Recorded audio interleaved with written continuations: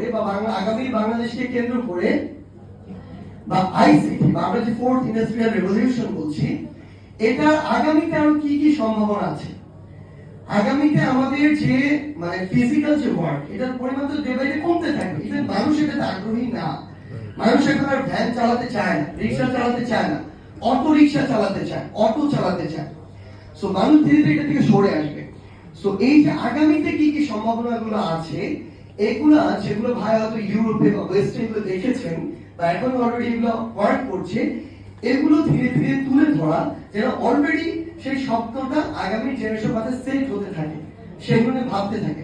So 4 নম্বর point হচ্ছে এই সম্ভাবনাগুলোকে সহজ বদ্ধ ভাষায় তুলে ধরা। এন্ড ফাইনালি ভাই যেটা বললেন, ভাইয়ের কথাই বলি যে আমরা বাংলাদেশে শুধুমাত্র বিল্ডিং দেখতে চাই না, আমরা চাই এই বিল্ডিং গুলোর ভিতরে কাজ দেখতে এবং কাজের মাধ্যমে এই আউটপুটটা এই বাংলাদেশ পেতে চায়।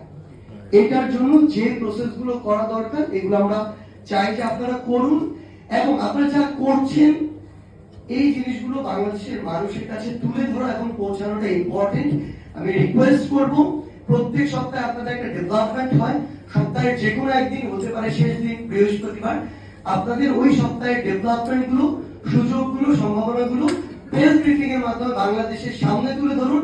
কারণ রিয়েলিটি এটাই, আপনি রুমের ভিতরে যত কিছুই করেন, মানুষ ততটুকুই বলবে আপনি করেছেন যতটুকু মানুষ জানবে।